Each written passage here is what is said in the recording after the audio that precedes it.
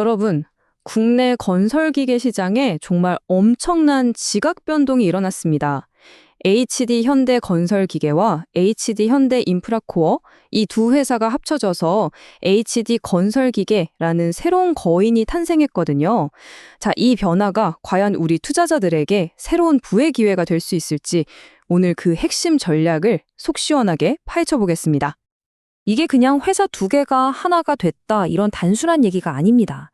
이건 아예 산업의 판도를 바꾸는 굉장히 큰 사건이죠. 우리 투자자들은 바로 이런 변화 속에서 기회를 잡아야 하잖아요. 그래서 오늘 우리가 던져야 할 질문은 딱 하나입니다. 이 새로운 거인, 지금 올라타도 괜찮을까요? 자, 바로 결론부터 말씀드릴게요. 오늘 분석의 최종 의견은 강력 매수입니다. 아니, 왜 이렇게까지 자신하는 걸까요? 지금부터 그 이유를 하나씩 논리적으로 차근차근 풀어가 보겠습니다. 자, 그래서 오늘은요, 이 새로운 거인이 대체 어떤 회사인지부터 시작해서 숫자로 실적을 확인하고 또 미래 성장 동력과 리스크까지 꼼꼼하게 짚어볼 겁니다.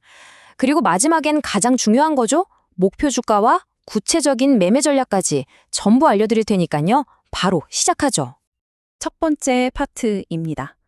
2026년 글로벌 탑티어를 향해 출범한 이 새로운 거인의 정체부터 한번 파헤쳐보죠. HD 건설기계의 가장 큰 무기요? 바로 수직 계열화라는 겁니다. 이게 뭐냐면 쉽게 말해서 굴착기 같은 완제품만 파는 게 아니라 그 심정이라고 할 수 있는 엔진까지 직접 다 만든다는 거죠.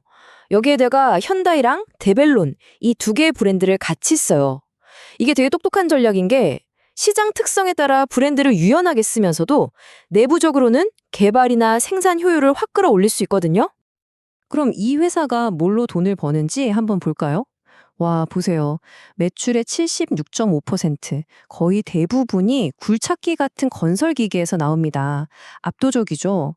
이게 뭘 의미하냐면요. 이 회사의 주가는 전 세계 건설 경기가 좋아지냐 나빠지냐에 따라서 거의 같이 움직인다고 보시면 됩니다. 아주 명확하죠. 그리고 이 회사는요, 거의 수출로 먹고 사는 기업이라고 보시면 돼요. 매출의 90% 이상이 해외에서 나오거든요. 여기서 진짜 중요한 포인트는 바로 저 신흥시장 비중, 무려 45%입니다. 앞으로 성장 잠재력이 폭발할 시장을 이미 꽉 잡고 있다는 뜻이죠. 그리고 또 하나, 예전에 골칫거리였던 중국 비중은 10%까지 확 낮췄어요. 사업 포트폴리오가 훨씬 더 안정적으로 바뀐 겁니다. 자, 이제 가장 중요한 시간입니다. 말로만 좋은 게 아니라 숫자로 증명해야죠. 2024년에 좀 주춤했는데 2026년에 얼마나 드라마틱한 반전을 준비하고 있는지 여러분 눈으로 직접 한번 확인해 보시죠. 바로 이겁니다. 이 숫자들이 모든 걸 말해주죠. 2024년에 3조 원대였던 매출이 2026년에는 8조 7천억 원, 거의 3배 가까이 뛰는 걸로 예상이 돼요. 영업이익은 뭐 말할 것도 없고요. 이게 바로 1 더하기 1이 2가 아니라 3, 4가 되는 통합의 시너지 효과라는 겁니다. 다시 한번 강조할게요. 4,396억 원. 이 숫자는 그냥 외워두시는 게 좋습니다. 이게 바로 통합법인이 시장에 던지는 출사표고 우리가 이 주가에 기대하는 근거가 되는 숫자입니다. 아니 이렇게 막 회사를 키우는데 재무적으로는 괜찮을까? 빚이 너무 많아지는 거 아니야? 싶으실 텐데 놀랍게도 부채 비율은 80%대로 아주 안정적으로 관리가 되고 있어요. 이 말은 뭐다? 빚 갚느라 허덕일 일 없이 버는 족족 미래를 위한 투자에 쏟아부을 수 있다는 얘기입니다. 자, 지금까지는 현재와 과거를 좀 봤다면 이제부터는 미래를 봐야죠. 도대체 어떤 모멘텀이 HD 건설기계의 주가를 앞으로 쭉쭉 끌어올릴 수 있을까요? 핵심 동력은 크게 두 가지 축으로 볼 수 있어요. 첫 번째는 시대의 흐름. 요즘 제일 핫한 AI, 데이터 센터, 또 전력망 확충, 이런 새로운 인프라를 깔려면 뭐가 필요하죠? 바로 건설기계입니다. 그리고 두 번째는 회사 자체의 힘, 아까 말씀드린 엔진을 직접 만드는 능력, 여기서 오는 원가 경쟁력이 어마어마하고요. 신흥시장은 거의 꽉 잡고 있죠. 여기에 인도네시아나 사우디 같은 데서 초대형 프로젝트 하나만 터져주면 그야말로 잭팟이 터지는 겁니다. 이 한 문장이 모든 걸 말해줍니다. 4차 산업혁명의 인프라를 구축하는 핵심 수단. 여러분, 이제 건설기계는 그냥 흙 파고 건물 짓는 장비가 아니에요. AI 시대를 열고 새로운 에너지 인프라를 까는 말 그대로 미래를 건설하는 도구로 그 위상이 완전히 달라지고 있다는 겁니다. 물론 이렇게 좋은 얘기만 들으면 불안하죠. 투자라는 게 항상 동전의 양면이 있으니까요.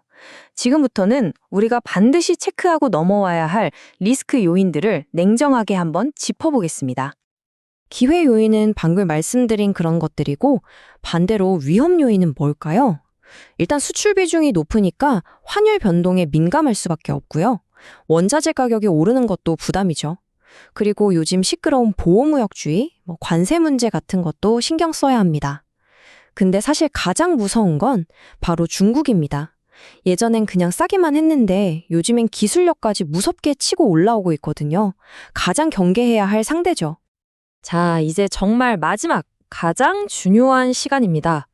그래서 이 모든 분석을 종합해서 우리는 어떤 가격에 사서 얼마까지 목표를 잡아야 할까 구체적인 매매 전략을 한번 짜보겠습니다. 시나리오는 크게 세 가지로 볼 수 있어요. 가장 기본적으로 회사가 약속한 2026년 실적을 딱 달성한다. 그러면 목표 주가는 11만 9천 원입니다. 만약에 통합 시너지가 막 폭발하고 금리까지 내리는 아주 좋은 상황이 오면 13만 원까지도 볼 수 있고요. 반대로 경기가 갑자기 확 얼어붙는 최악의 상황에서는 7만 원 후반대까지 밀릴 가능성도 열어둬야 합니다. 그래서 우리가 기준으로 삼아야 할 가장 현실적인 목표 주가는 바로 11만 9천 원입니다. 지금 주가랑 비교하면 대략 26% 정도 더 오를 수 있다는 계산이 나오죠. 이게 막 장밋빛 전망이 아니라 회사가 제시한 가이던스를 기반으로 한 거라 충분히 현실성 있는 목표치라고 할 수 있습니다. 하지만 항상 플랜 B는 있어야죠. 만약에 주가가 예상과 다르게 좀 빠진다. 그러면 1차적으로 8만 8천 원 선을 아주 중요한 지지선으로 봐야 합니다. 이 가격대에서 버텨주는지가 굉장히 중요해요. 여기서 강력한 지지를 받을 가능성이 높습니다. 자, 그럼 이 모든 걸 종합한 최종 전략을 말씀드릴게요. 딱 한 단어만 기억하세요. 분할 매수. 절대로 한 번에 모든 돈을 넣지 마세요. 주가가 9만 3천 원 아래로 내려오는 조정 구간을 이용해서 조금씩 담기 시작하는 겁니다. 그리고 막 급등할 때 추격 매수하지 마시고 오히려 시장이 좀 쉬어갈 때를 노리는 게 현명해요. 그리고 기간은 최소 3개월 이상 아주 길게 보고 천천히 모아간다는 생각으로 접근하시는 게 가장 좋습니다. HD 건설기계는요, 이제 그동안의 저평가를 딛고 글로벌 탑티어로서 제대로 된 가치를 평가받는 그야말로 역사적인 재평가의 출발선에 서 있습니다. 오늘 우리는 그 가능성과 리스크를 모두 짚어봤습니다. 이 거대한 변화의 시작점에서 여러분은 어떤 선택을 하시겠습니까?